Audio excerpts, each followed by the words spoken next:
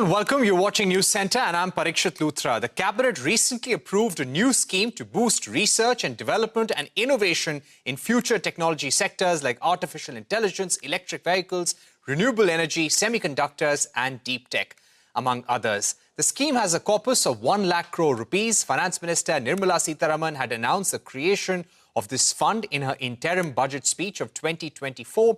The scheme aims to encourage private sector to scale up research in technologies that are of high strategic importance as well as in sectors that are relevant for economic security.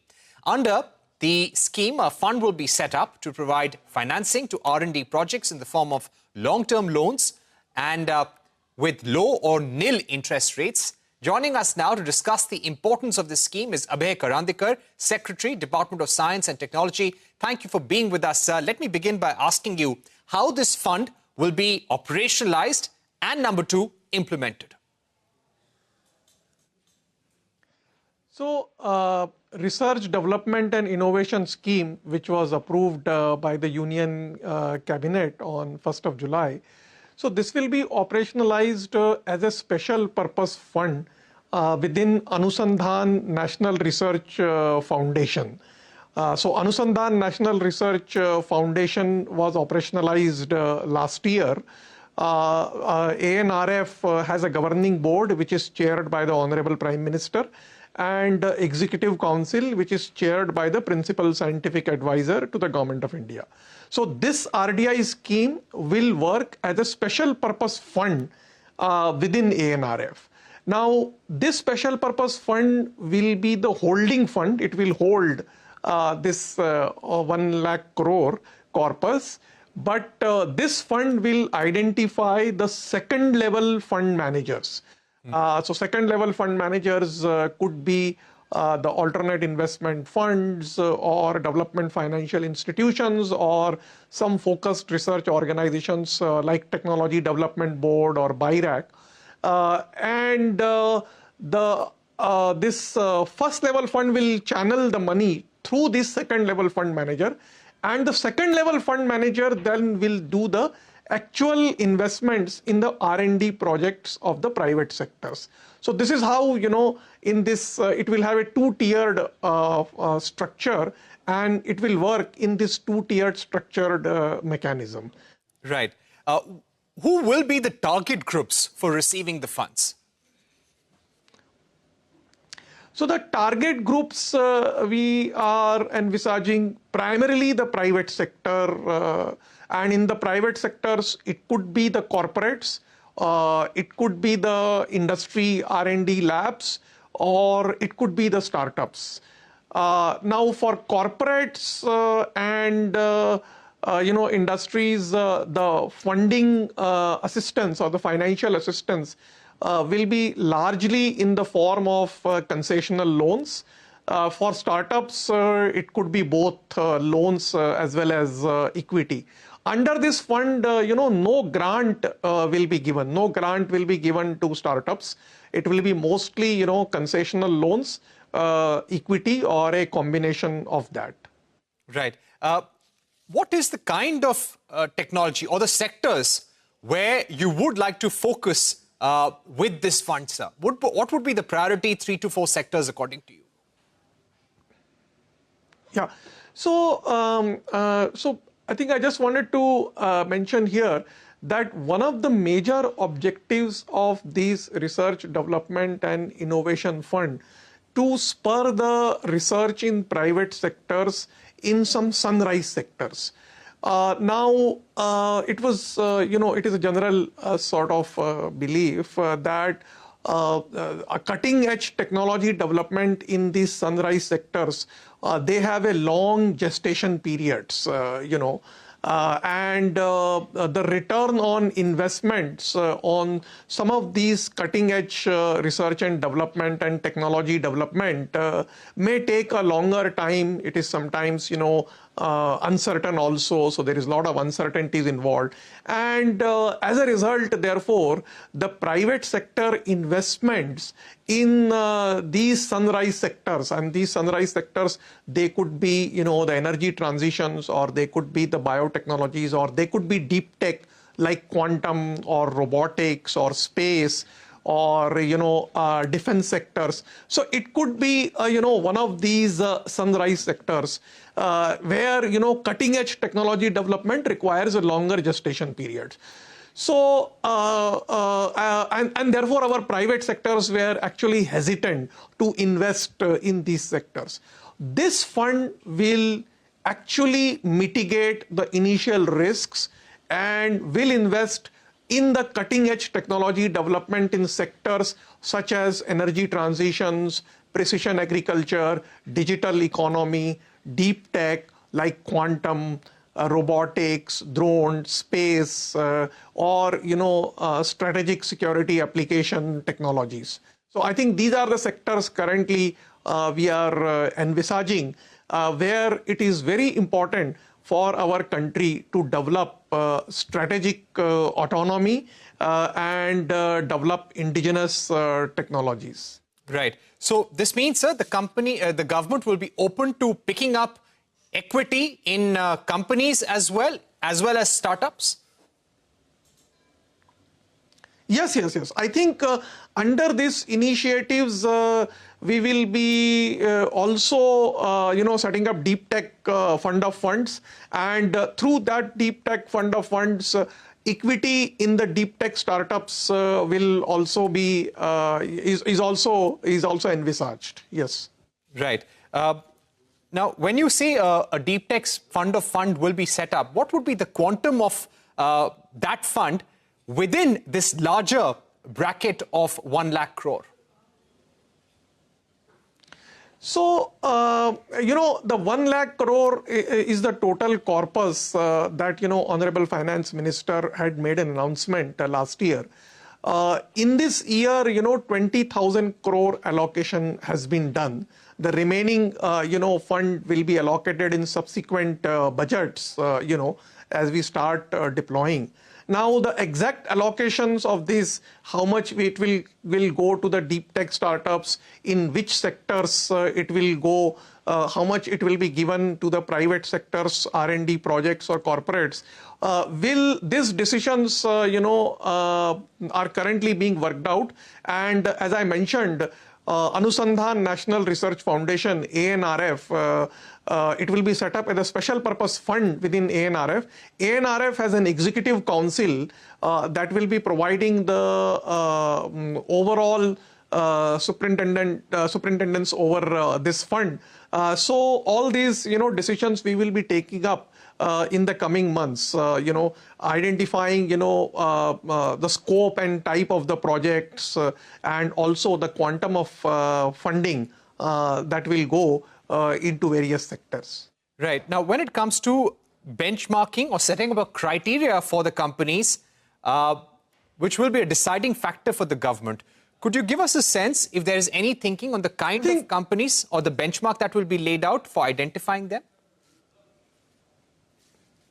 No, actually, we are open to any private sector company, whether it is corporates or industry or startups. But there are only two criteria. One is that technology development should be really cutting edge and deep tech. This fund will not be used to subsidize the routine R&D of the private sector. So that is actually is very, very clear, because our objective is really to de-risk early investment where the private sector investment is not coming up. So we will not be using it to subsidize the routine R&D. So that is one sort of measure. The other measure is that we would also like the private sector, particularly the corporates, to also bring in some investments to the extent of maybe the 50% cost, 50% of the total cost of the project, so that, the corporates also have a skin in the game. So I think these will be the broader criteria. But of course, the detailed criteria, etc., are currently being worked out. And I think in the couple of months, from now, we should be able to, come fully roll out this scheme. So you're saying, sir, the corporates, as part of the scheme, will be asked to pay 50% of the project cost, at least?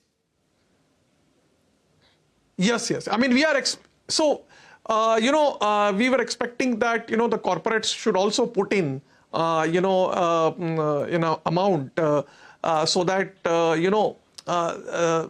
we see their seriousness and their willingness to take the risks along with the government, because obviously the government is taking the risk in the cutting edge technology development. So this is one of the vehicles to de-risk, their full investment. Right. I would also ask you about the possibility of acquiring technology from abroad when it comes to acquisition or buying of technologies and providing it to companies and startups in the country. Would you be open to doing that as well, sir? Yes. I think, as has been mentioned also, that this fund will also be used to do the acquisition of technologies. So suppose, some startup or some company wants to acquire a technology so that, it gives us an advantage of not starting from zero, but starting from some base which they have acquired and then leapfrog it to the next level. Yes, that fund can be used by the companies for the acquisition of those technologies as well. Otherwise, the basic objective is to do the R&D, do the commercializations, product development, etc. But it doesn't have to start from, zero. It could also start by acquiring some technology and then building onto it. And we will be open to supporting such measures. Okay. I would also like to ask you about the rare earth magnet crisis in the country. Do we have the technology right now for refining the rare earths and then making magnets in the country? Because this seems to be a major problem. Would the government be open to acquiring technologies from friendly allies? Yes, I think so. First of all, let me tell you that we do have the technology in some of our labs. And if some private sector corporates or some industry wants to take it further and commercialize, yes, I think that is a possibility. We can look at such project proposals. And alternatively, as you mentioned, since acquisition of technologies will also be supported through these initiatives, we are open to that. And it is not just the rare earth magnet, but even other sectors also.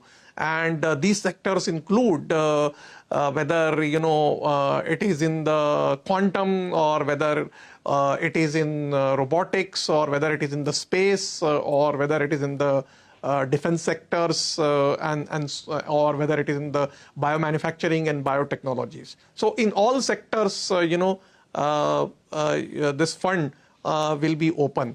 I think there is only one important criteria, and that criteria is that this fund is really meant for supporting the deep tech R&D, cutting edge R&D, where earlier the investments from the private sector is low, because private sectors are shying away from investing because of the long gestation period, because of the risks involved.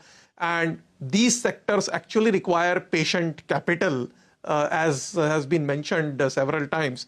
And this is, the government's bold initiative to provide that patient capital to the private sector. Okay. My final question to you, sir, would be, will this be a limited time frame fund subject to the availability of funds within the 1 lakh crore corpus? Or would this become like a sovereign wealth fund, a rolling fund that will always be there now to incentivize cutting-edge R&D in the deep tech space?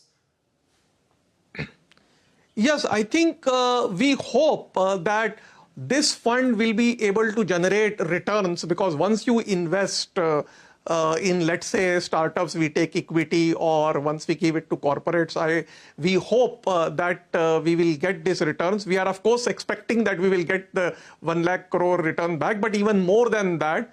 And then that can be rolled into the future projects. As you know that what is today sunrise sectors may change after 5 years. So that may also, we can also make, those changes as well.